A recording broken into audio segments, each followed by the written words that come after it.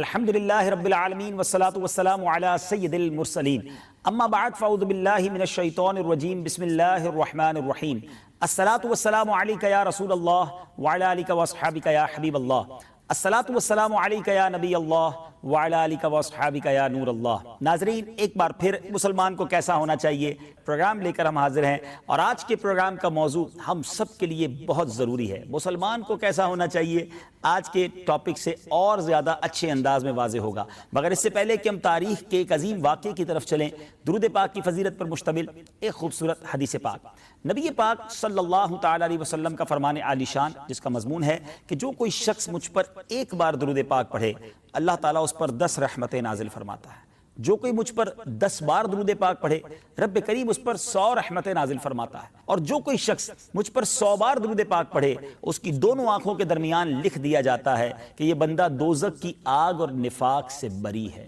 سبحان اللہ، سبحان اللہ۔ ذرا سوچئے 100 بار درود پاک پڑھنے میں وقت ہی کتنا لگتا ہے، کام تھوڑا ہے، ثواب اور اجر کتنا زیادہ ہے، پھر بھی ہم درود پاک پڑھنے میں سستی کریں تو یہ ہماری ہی کوتاہی ہے۔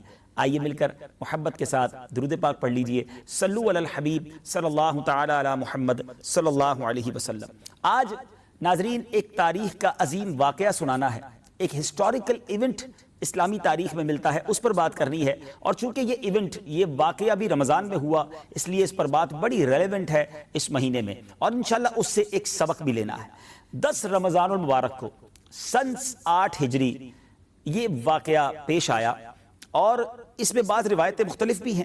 10,000 یا 12,000 کے لشکر کو لے کر میرے آقا مدینے والے مصطفیٰ صلی اللہ تعالی علیہ وسلم مکہ پاک کے لیے روانہ ہوئے۔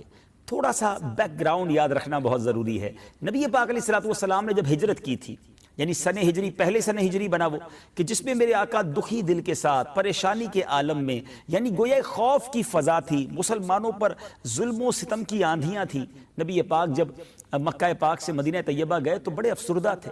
53 سال زندگی کے مکہ شریف میں گزرے تھے۔ میرے آقا کا گھر، نبی پاک کی گویا زندگی وہاں گزری تھی، مگر وہاں کی قوم نے جس تکلیف کے ساتھ، جس کو آپ کہیے کہ ظلم و ستم کے ساتھ وہ شہر چھڑوایا تھا، وہ قلب اقدس پر بڑا ناگوار تھا۔ مگر ودن 8 ایئرز، بہت طویل عرصہ نہیں ہوا، صرف 8 سال کے بعد میرے آقا اب مکے کی طرف آ رہے ہیں، گویا مکہ فتح ہونے والا ہے۔ اب بڑی خوبصورت اسٹریٹجی اپنائی گئی۔ سب سے پہلے تو چونکہ روزے سے تھے صحابہ کرام، سفر بھی جاری تھا، جہاد کے لیے جا رہے تھے، تو پیارے آقا نے روزہ جو ہے گویا ختم کر دیا۔ صحابہ کرام کو بھی یہ تعلیم دینا مقصود تھا، سب نے پھر روزے کو ایک طرح سے توڑ دیا تاکہ بعد میں بھی روزہ رکھا جا سکتا ہے۔ اب چونکہ یہ سفر بھی تھا اور ڈیفیکلٹ ٹریول تھا، اس کے بعد نبی پاک علیہ السلام کی طرف سے یہ آرڈر، یہ حکم جاری ہوا کہ جب مکہ پاک سے قریب پہنچ گئے کہ اب ہر صحابی رسول اپنا اپنا الگ چولہا جلائے۔ رات کا وقت تھا ناظرین، جب اندھیری رات ہو تو چھوٹی سی آگ بھی دور سے نظر آتی ہے۔ اب جب 10,000 چولہے جلے تو آپ سمجھ سکتے ہیں کہ کتنا خوبصورت اور کیسا عالیشان منظر ہوگا۔ ادھر کفار قریش کی طرف سے کچھ لوگ جاسوسی کرنے آئے تھے کہ لشکر قریب آ گیا ہے، دیکھے تو صحیح تعداد کتنی ہے۔ جب 10,000 چولہے جلتے ہوئے دیکھے گئے تو وہاں ایک ہیبت طاری ہو گئی کہ مسلمان تو ایک بہت بڑا لشکر لے کر آئے ہیں، آج ہماری خیر نہیں ہے۔ وہاں پریشانی کی فضا ہو گئی، اور یہ اسٹریٹجی جو ہے وہ ان کو خوف زدہ کرنے میں کامیاب رہی۔ اب کیا ہوا؟ مگر یہاں کونین کے والی صلی اللہ تعالی علیہ وسلم لڑائی کرنے نہیں، گویا ایک محبت اور امن اور پیس کا پیغام لے کر گئے تھے۔ حالانکہ ادھر والوں کی طرف سے ظلم تو بڑا ہوا تھا، مگر یہاں محبت تھی، پیار تھا، درگزر تھا۔ ایک صحابی رسول نے ایک جملہ کہا، آج تو گھمسان کی لڑائی کا دن ہے، تو نبی پاک علیہ السلام نے اس جملے کے جواب میں ارشاد فرمایا، الیوم یوم المرحمہ، آج تو رحمت کا دن ہے۔ اب پیارے آقا علیہ السلام نے ایک پہلا حکم جاری کیا، جو شخص ہتھیار ڈال دے اس کے لیے امان ہے، اس کو کوئی سزا نہیں دی جائے گی، اس کے اوپر حملہ نہیں کیا جائے گا۔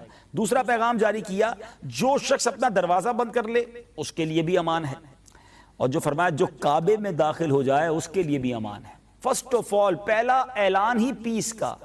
بہت بڑا مسکنسیپشن ہے ناظرین، آج لوگ کہتے ہیں جناب کہ اسلام تلوار کے زور پہ پھیلا ہے۔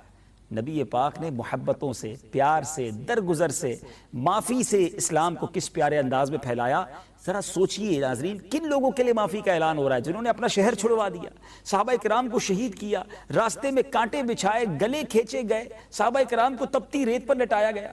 نبی پاک کے بچوں کو، آپ کی بچیوں کو ستایا گیا، نبی پاک کے محبوب چچا حضرت حمزہ رضی اللہ تعالیٰ عنہ کو احد کے میدان میں انہی لوگوں نے تو شہید کیا، اور کس ظلم و ستم کے ساتھ شہید کیا کہ آپ کے کلیجے کو چبایا گیا۔ اتنا ظلم ہونے کے بعد بھی اعلان یہ ہے کہ دروازہ بند کر دے اس کے لیے امان، کعبے میں چلا جائے اس کے لیے امان، آج جو ہتھیار ڈال دے اس کے لیے امان۔ تو لوگوں نے کہا حضور ابو سفیان جو ہے وہ بڑی غیرت والا ہے، آپ اس کے لیے بھی کوئی ایسا اعلان کر دیں تاکہ اس کی بھی جو ہے کچھ عزت رہ جائے۔ تو پیارے آقا نے فرمایا جو ابو سفیان کے گھر میں چلا جائے اس کے لیے بھی امان۔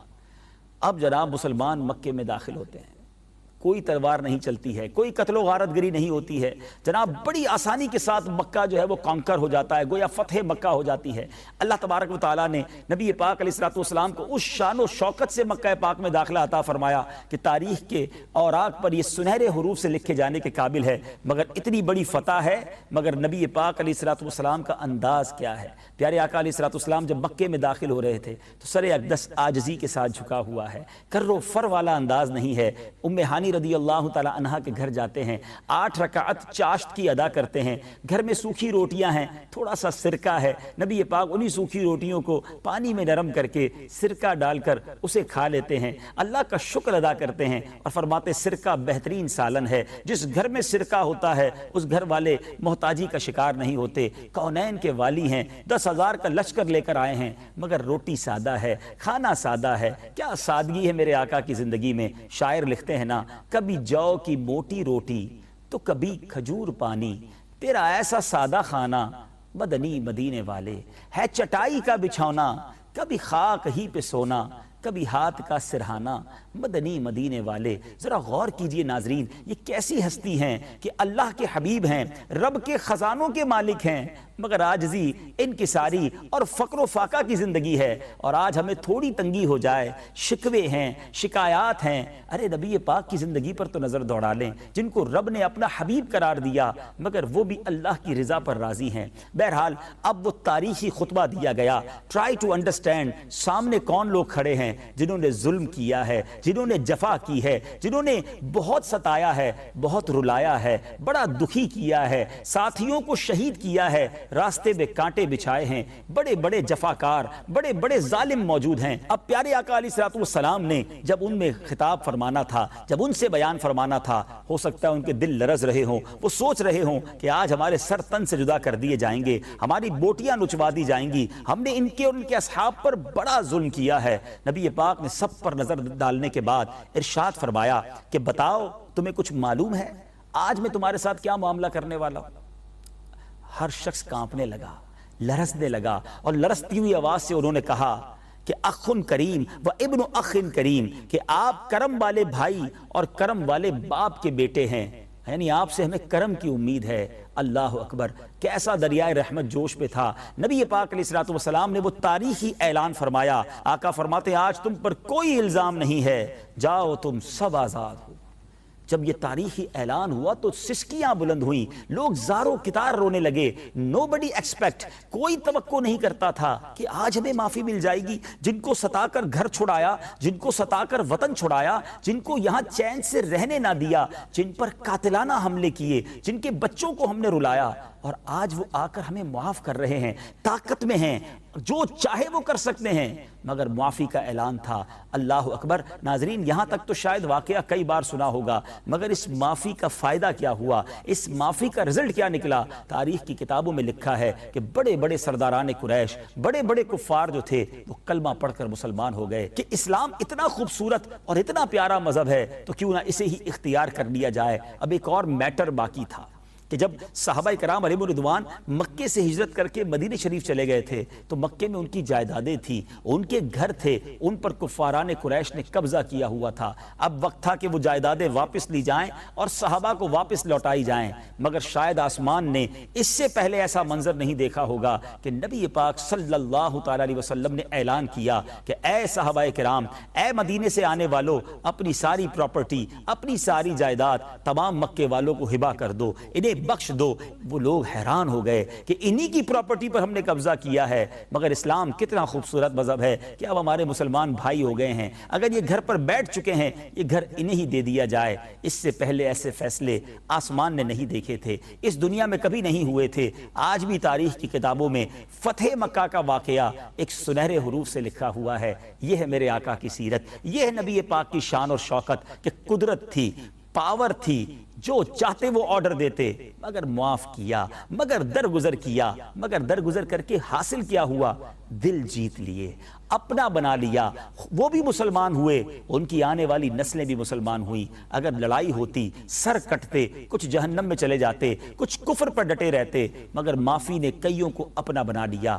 This is the lesson، یہ سبق سیکھنا ہے۔ اگر آپ دشمنی رکھنا چاہتے ہیں تو وہ بڑھتی چلی جائے گی، آپ معاف کیجئے، لوگ دوست بن جائیں گے، لوگ قریب آ جائیں گے۔ تو ناظرین، باتیں بہت ساری اس واقعے سے ہی سیکھی جا سکتی ہیں۔ آج ہم کیا کر رہے ہیں؟ آج ہمارے معاشرے میں کیا ہے؟ کیا ہم معاف کرتے ہیں؟ کیا ہم درگزر کرتے ہیں؟ کیا ہم کسی کو کسی وجہ سے، اگر اس کی وجہ سے تکلیف پہنچ جائے تو اس کو اللہ کی رضا کے لیے معاف کرتے ہیں، یا بدلہ ریونج لینے کی کوشش کرتے ہیں؟ ٹٹ فور ٹیٹ، جیسے کو تیسا۔ بندہ کہتا ہے میں نہیں چھوڑتا کسی کو، مجھے کوئی برا کہے گا تو میں بتاؤں گا اس کو میں کون ہوں۔ اور سچی بات یہ ہے وہ بتاتا ہے وہ کون ہے، کیونکہ اگر کسی بدتمیز نے آپ کے ساتھ بدتمیزی کی ہے، کسی بدماش نے آپ کے ساتھ بری بات کی ہے، اور اب آپ بھی وہی ایٹیٹیوڈ اپنا رہے ہیں، تو پھر آپ بھی بتا رہے ہیں نا آپ کیا ہیں، آپ کی تربیت کیا ہے۔ جو لوگ کہتے ہیں نا میں بتاؤں میں کون ہوں، تو واقعی وہ اندر سے بتا دیتے ہیں وہ کون ہے۔ یہ بڑا عجیب سا ایک محاورہ ہے ناظرین کہ ہم تو جناب شریف کے ساتھ شریف ہیں اور بدماش کے ساتھ بدماش ہیں۔ مجھے آج تک سمجھ نہیں آیا کہ یہ بدماشی کا بٹن کہاں لگا ہوتا ہے آپ کے اندر کہ جناب بدماش کو دیکھ کر آپ بھی بدماش ہو جاتے ہیں۔ ارے جناب، شریف آدمی شریف کے ساتھ بھی شریف ہوتا ہے، بدماش کے ساتھ بھی شریف ہوتا ہے، جبھی تو بدماش پر شرافت کا اثر ہوگا نا۔ آپ سمجھ رہے میری بات؟ نبی پاک علیہ السلام نے پتھر کھائے ہیں، پتھر اٹھا کر واپس مارے نہیں ہیں۔ کیا وہ اشعار بھول گئے؟ سلام اس پر کہ جس نے گالیاں سن کر دعائیں دی، سلام اس پر کہ جس نے خون کے پیاسوں کو قبائیں دی۔ ہم گالی دینے والے کو معاف نہیں کرتے، ہم ٹھوکر لگ جائے کسی کی چھوٹی بات پر اتنا بڑا جھگڑا، اور یہ جھگڑے رمضان میں زیادہ نظر آتے ہیں بدقسمتی کے ساتھ، حالانکہ شیطان بند ہے، لیکن ہیبٹ بن چکی نا، ہمیں برداشت ہی نہیں ہے۔ آج ٹریفک کا چھوٹا سا معاملہ، کسی کی موٹر سائیکل کسی سے ٹکرا جائے، اندھے ہو، دیکھتے نہیں، چلانا نہیں آتی، اب وہ بھی کہتا ہے اچھا بتاتا ہوں میں اندھا ہوں کہ نہیں ہوں۔ آستینیں وہ چڑھاتا ہے، ادھر یہ آستینیں چڑھتی ہیں، پتھراؤ ہوتا ہے، مار دھاڑ ہوتی ہے، کسی کا شیشہ ٹوٹتا ہے، کسی کا سر پھوٹتا ہے۔ پہلی باری میں ہی معاف کر دیا جاتا، تھوڑا سا سمجھ لیا جاتا کہ غلطی ہو گئی، بندہ کہہ دے بھائی جان غلطی ہو گئی معاف کر دیجیے، کوئی بات، ختم ہو جاتا نا معاملہ۔ کبھی اگر آپ جیلوں کا دورہ کریں نا، اللہ تعالیٰ ویسے ہم سب کو جیل سے محفوظ رکھے، لیکن جو قیدی ہوتے ہیں ان سے پوچھیں، انٹرویو لیں، تو اکثر وہ ہوں گے جنہوں نے غصے پر قابو نہیں رکھا تھا، چھوٹی سی بات پر قتل تک بات پہنچ گئی، ایک قبر میں پہنچ گیا، دوسرا جیل میں پہنچ گیا۔ نہ کرے ناظرین، اسلام معافی اور درگزر کا درس دیتا ہے۔ سرور کائنات صلی اللہ علیہ وسلم کی شاندار حدیث ہے، بخاری شریف کی حدیث ہے، پیارے آقا علیہ السلام فرماتے ہیں پہلوان وہ نہیں جو کسی کو غصے کے وقت پچھاڑ دے، نبی پاک فرماتے ہیں پہلوان وہ ہے جو غصے کے وقت اپنے آپ کو قابو میں رکھے۔ اصل کام یہ ہے۔ میں آپ سے سوال کرتا ہوں، غصے کا جواب دینا تو بڑا آسان ہے، کسی نے برا کہا میں نے بھی برا کہہ دیا، ہاتھ اٹھایا میں نے بھی ہاتھ اٹھا دیا، نہیں، برداشت کرنا مور ڈیفیکلٹ۔ تو مرد ہیں تو مردانگی والا کام کریں نا کہ برداشت کریں۔ لوگ سمجھتے ہیں یار میں معاف کر دوں گا تو میری عزت چلی جائے گی، نہیں ناظرین، اللہ تبارک و تعالیٰ معاف کرنے والوں کو پسند کرتا ہے، درگزر کرنے والوں کو پسند کرتا ہے۔ یہ غصہ، یہ ریونج، یہ اسلام نہیں ہے۔ چھوٹی چھوٹی غلطیوں پر جو ہم بدلہ لینے جا رہے ہیں، اسی نے تو ہمارے معاشرے میں نفرتیں پھیلا دی۔ معاف کیجئے، درگزر کیجئے، اور اس نیت کے ساتھ کیجئے کہ آج میں اللہ کے بندوں کو معاف کر رہا ہوں، رب کائنات مجھے معاف فرما دے گا۔ روایتوں کا مضمون ہے اگر معاف نہیں کرو گے تو معاف نہیں کیے جاؤ گے، اگر رحم نہیں کرو گے تو تم پر بھی رحم نہیں کیا جائے گا۔ اب سوچ لیجئے، اگر میں سمجھتا ہوں کہ جناب میں بالکل بدلہ لوں گا، نہیں چھوڑوں گا، اگر ہمارے اور آپ کے جرم پر اللہ نے ہماری پکڑ کر لی، ہمیں نہ چھوڑا، ہے کوئی چارہ؟ کدھر جائیں گے؟ اس نیت کے ساتھ معاف کیجیے، درگزر کیجیے۔ اللہ کریم جب وہ دیکھتا ہے کہ میرا بندہ بندہ ہو کر بندے کو معاف کر رہا ہے، وہ کریم ہمیں بھی معاف فرمائے گا۔ آج بہت ساری فیملیاں ایک دوسرے سے دور ہیں، اسی غصے کی وجہ سے، اسی معاف نہ کرنے کی وجہ سے۔ شوہر بیوی کو معاف نہیں کر رہا، بیوی شوہر کو معاف نہیں کر رہی، ساس بہو کو معاف نہیں کر رہی، بہو ساس کو معاف نہیں کر رہی، نند اور بھاوج کا جھگڑا ہے، بھائی بھائی کا پرابلم ہے، پارٹنرز آپس میں روٹھے بیٹھے ہیں، برسوں کے دوست ہیں مگر آج ایک دوسرے کا منہ دیکھنا گوارا نہیں کرتے۔ اکیلی رات کو وہ دوست یاد بڑا آتا ہے، شوہر کو بیوی بھی یاد آتی ہے، بیوی کو شوہر بھی یاد آتا ہے، بچے بھی یاد آ رہے ہیں، لیکن دل میں ایک آگ ایسی لگی ہے، انا کا مسئلہ بنا لیا ہے کہ جناب ایک سوری پہلے وہ کر لے، وہ ایک بار آ کر معافی مانگ لے، پھر میں چلا جاؤں گا، پھر میں دوستی کر لوں گا، پھر میں رشتہ داری جوڑ لوں گا۔ آپ سوچئے برسوں کی رفاقت، برسوں کا پیار، برسوں کی محبت، بیچ میں ایک سوری، ایک معافی رکاوٹ بنا ہوا ہے۔ آپ سوچئے زندگی مختصر ہے، کب تک نفرتوں کے ساتھ جئیں گے؟ آپ سوری کر لینا، آپ معافی مانگ لیں۔ اب تو عید بھی قریب آنے والی ہے، کیا عید بھی اپنوں کے بغیر گزاریں گے؟ کیا عید بھی دوستوں کے بغیر گزاریں گے؟ ہو سکتا ہے آپ سوچ رہے ہو یار یہ کیسی بات کر رہے ہیں، میں کیوں سوری کروں، میری تو غلطی نہیں ہے۔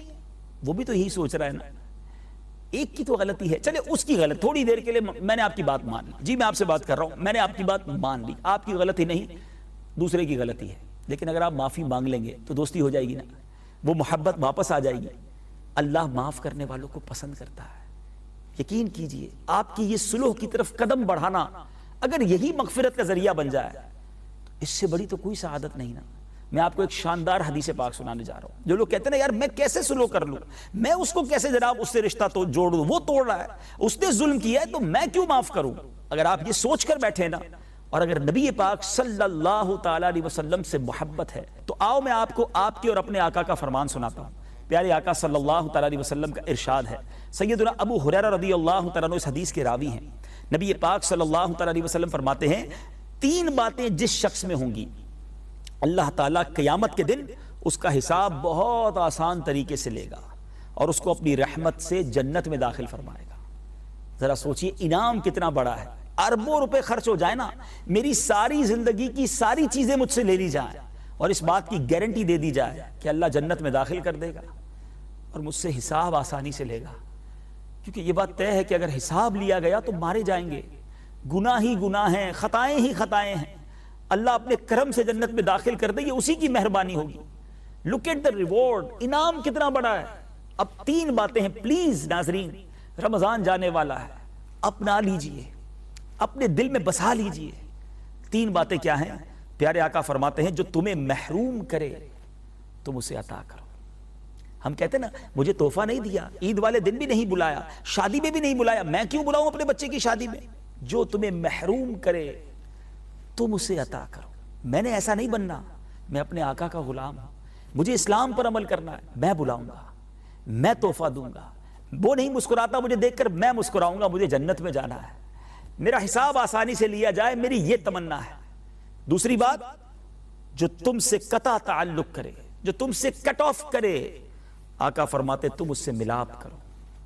لوگ کہتے ہیں جناب وہ رشتہ داری توڑ رہا ہے، میں تو نہیں توڑ رہا، وہ نہیں آتے ہمارے گھر، آپ آگے بڑھ جائیں، جنت میں جانا ہے نا، اللہ کے حبیب علیہ الصلوۃ والسلام کی زبانی جو انعام ملا ہے وہ حاصل کرنا ہے، آپ آگے بڑھ جائیے، فیملی جڑ جائے گی، نہ رہیے اپنوں سے دور۔ مجھے پتا ہے آپ کو وہ یاد آتے ہیں، آپ کو ان کے بغیر نہیں سکون مل رہا، لیکن وہ انا ہے، وہ ایگو ہے کہ میں کیوں معافی مانگوں، ان کو معافی مانگنی چاہیے۔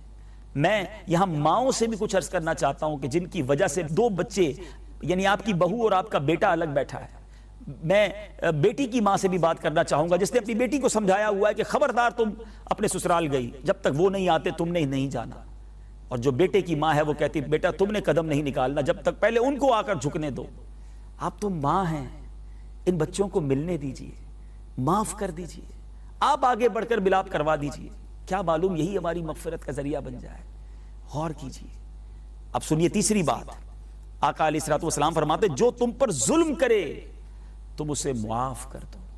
ظلم کرنے والے کو بھی معاف کرنے کا کہا، ہم تو غلطی بھی معاف نہیں کرتے، بائی مسٹیک پیر پہ پیر رہ گیا ہے پھر بھی گالی نکالنی ہے، بائی مسٹیک بائک چلاتے چلاتے کسی کو اسکریچ لگ گیا ہم فوراً لڑنے کے لیے تیار۔ ظلم کرنے والے کو اسلام کہتا ہے معاف کر دو، اور ہم مسٹیک معاف کرنے کے لیے تیار نہیں ہوتے، اور اسی وجہ سے نفرت ہے۔ یہ اسلام نہیں ہے۔ خدا را میں نے آپ کو فتح مکہ کا واقعہ سنایا، امیجن کرنے کی کوشش کرے، کوئی اگر ہمارے چچا کو اس طرح شہید کرے، کوئی ہمارے بچوں کو جناب زد و کوب کرے، کوئی راہ میں کانٹے بچھائے، کوئی نماز نہ پڑھنے دے۔ صحابہ قرآن پڑھتے تھے تو یہ لوگ مارتے تھے، اذان دیتے تھے تو لہو لہان کر دیتے تھے۔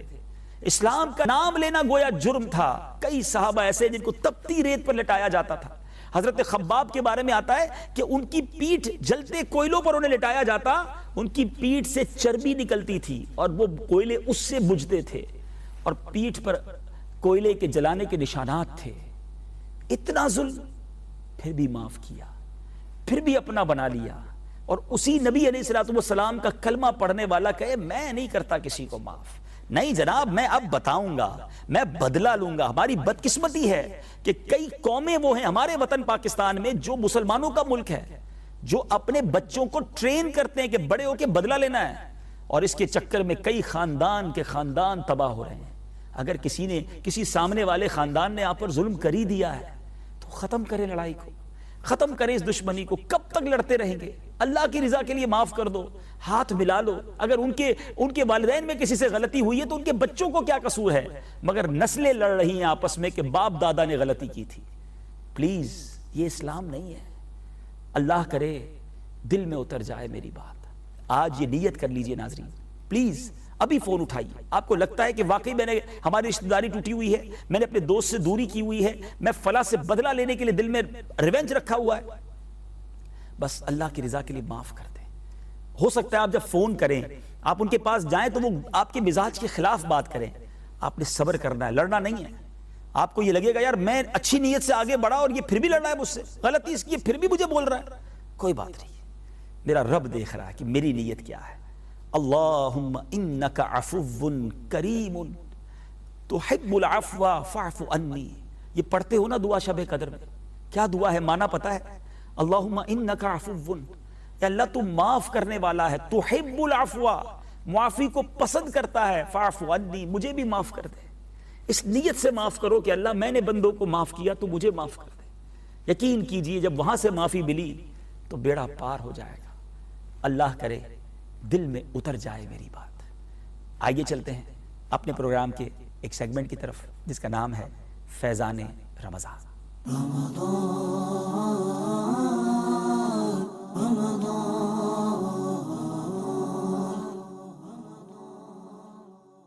ناظرین، فیضان رمضان میں ایک بار پھر حاضر ہیں، اور آج ہم نے سیکھنا ہے کہ شب قدر میں یعنی رمضان کی طاق راتوں میں وہ کون سی عبادات ہیں جو ہم نے کرنی چاہیے۔ سبحان اللہ، ویسے تو جتنی عبادتیں کریں وہ کم ہیں، مگر چند مخصوص عبادتیں میں آج عرض کروں گا۔ یاد رہے کہ بعض بزرگان دین، مفسرین اور محدثین کا شب قدر کے تعین میں اختلاف ہے کہ کون سی رات شب قدر ہوتی ہے، مگر بھاری اکثریت کی رائے یہ ہے کہ رمضان المبارک کی 27ویں شب ہی شب قدر ہے۔ سید الانصار، سید القراء حضرت سیدنا ابی بن کعب رضی اللہ تعالیٰ عنہ کے نزدیک 27ویں رمضان ہی شب قدر ہے۔ اچھا، یہاں پر ایک بڑی خوبصورت علماء کرام نے دلائل بیان کیے، خاص طور پر شیخ عبدالحق محدث دہلوی رحمۃ اللہ تعالی علیہ فرماتے ہیں کہ لیلۃ القدر میں 9 حروف ہیں۔ بڑا انٹرسٹنگ ایک ان کا کلیہ ہے، اور یہ کلمہ سورہ قدر میں 3 مرتبہ آیا، انا انزلناہ فی لیلۃ القدر وما ادراک ما لیلۃ القدر لیلۃ القدر خیر من الف شہر۔ 3 بار لیلۃ القدر آیا، اور ایک بار لیلۃ القدر کو اگر غور سے دیکھیں تو 9 حروف ہیں، 9 ملٹیپلائی بائی 3 یہ 27 حروف بنتے ہیں۔ تو یہ اشارہ ہے جو شب قدر ہے وہ 27ویں رات ہے۔ اور آپ فرماتے ہیں اس سورہ مبارکہ میں 30 کلمات ہیں، یعنی 30 کلمات ہیں پوری سورہ قدر میں، اور 27واں کلمہ ہیا، یعنی یہ ضمیر ہے جو عربی کو کچھ جانتے ہیں کہ یہ ضمیر یہ اشارہ ہے لیلۃ القدر کی طرف، تو گویا اللہ تبارک و تعالیٰ کی طرف سے نیک لوگوں کے لیے اشارہ ہے کہ رمضان شریف کی 27ویں شب ہی شب قدر ہوتی ہے۔ بہرحال جو بھی رات ہو، برکت والی رات ہے، 5 راتوں میں عبادت کرنی چاہیے، 27ویں شب کو زیادہ فوکس کرنا چاہیے۔ نبی پاک علیہ الصلوۃ نے فرمایا، آپ اسکرین پر یہ وظیفہ دیکھ رہے ہوں گے، جس نے لا الہ الا اللہ الحلیم الکریم سبحان اللہ رب السماوات السبع ورب العرش العظیم 3 مرتبہ پڑھا تو اس نے گویا شب قدر حاصل کر لی۔ تو بہتر تو یہ ہے کہ ہر رات ہی 3 مرتبہ یہ پڑھ لینا چاہیے، مگر رمضان کی طاق راتوں میں اس کو پابندی کے ساتھ پڑھنا چاہیے۔ اچھا، ویسے آپ پوری رات اگر عبادت کا ثواب کمانا چاہتے ہیں تو ایک خوبصورت روایت یہ ہے کہ اگر بندہ عشاء کی نماز باجماعت پڑھ لے اور فجر کی نماز بھی باجماعت پڑھ لے تو اسے پوری رات عبادت کرنے کا ثواب ملتا ہے۔ تو خاص طور پہ ان راتوں میں یہ دونوں نمازیں باجماعت پڑھنی ہیں۔ اور پھر ام المومنین حضرت سیدتنا عائشہ صدیقہ رضی اللہ تعالی عنہا نے نبی پاک سے عرض کی، ترمذی کی حدیث ہے کہ یا رسول اللہ صلی اللہ تعالیٰ علیہ وسلم، اگر مجھے شب قدر کا علم ہو جائے تو میں کیا پڑھوں؟ پیارے آقا علیہ الصلوۃ والسلام نے فرمایا اس طرح دعا مانگو، اللہم انک عفو کریم تحب العفو فاعف عنی، اے اللہ بے شک تو معاف فرمانے والا ہے اور معافی دینا پسند کرتا ہے، لہٰذا مجھے بھی معاف کر دے۔ تو یہ دعا جتنا ہو سکے طاق راتوں میں آپ نے اس کو پڑھنا ہے، سبحان اللہ۔ اور شب قدر کے نوافل بھی سن لیجئے۔ ویسے تو تفسیر روح البیان میں حضرت سیدنا اسماعیل حقی رحمۃ اللہ تعالی فرماتے ہیں کہ جو شب قدر میں اخلاص نیت سے نوافل پڑھے تو اس کے اگلے پچھلے گناہ بخش دیے جاتے ہیں، تو جتنے ہو سکے نوافل پڑھیں۔ بعض بزرگان دین اس عشرے کی ہر رات میں 2 رکعت نفل شب قدر کی نیت سے پڑھا کرتے، تو سبحان اللہ، اور ہر رات 10 آیات اس نیت سے پڑھ لے تو علماء کہتے ہیں وہ بھی اس کی برکت اور ثواب سے محروم نہ رہے گا۔ تو 10 آیات کی تلاوت ہو جایا کرے، سبحان اللہ۔ نوافل ویسے ہی رمضان کے آخری عشرے میں زیادہ پڑھیں۔ حضرت سیدنا انس بن مالک رضی اللہ عنہ فرماتے ہیں ایک بار جب ماہ رمضان آیا تو نبی پاک علیہ الصلوۃ والسلام نے فرمایا تمہارے پاس یہ مہینہ آیا ہے جس میں ایک رات ایسی بھی ہے جو 1000 مہینوں سے بہتر ہے، جو شخص اس رات سے محروم کر دیا گیا گویا وہ تمام کی تمام بھلائی سے محروم رہ گیا، اور اس کی بھلائی سے محروم نہیں رہتا مگر وہ شخص جو حقیقتاً محروم ہے۔ اللہ ہمیں محروم نہ فرمائے، اس رات کی برکتیں عطا فرمائے۔ تو خوب تلاوت میں، خوب نوافل میں، خوب ذکر اللہ میں، اللہ سے دعائیں کرتے ہوئے رمضان کی طاق راتوں کو گزاریے۔ اللہ مجھے بھی اور آپ کو بھی شب قدر کی برکتیں عطا فرمائے۔ انشاءاللہ اگلے پروگرام ایک مسلمان کو کیسا ہونا چاہیے میں آپ سب سے ملاقات ہوگی۔ صلو علی الحبیب صلی اللہ تعالی علی محمد صلی اللہ علیہ وسلم۔ ایک ہو ہم سب مسلمان، ایک اپنی ہے ڈگر،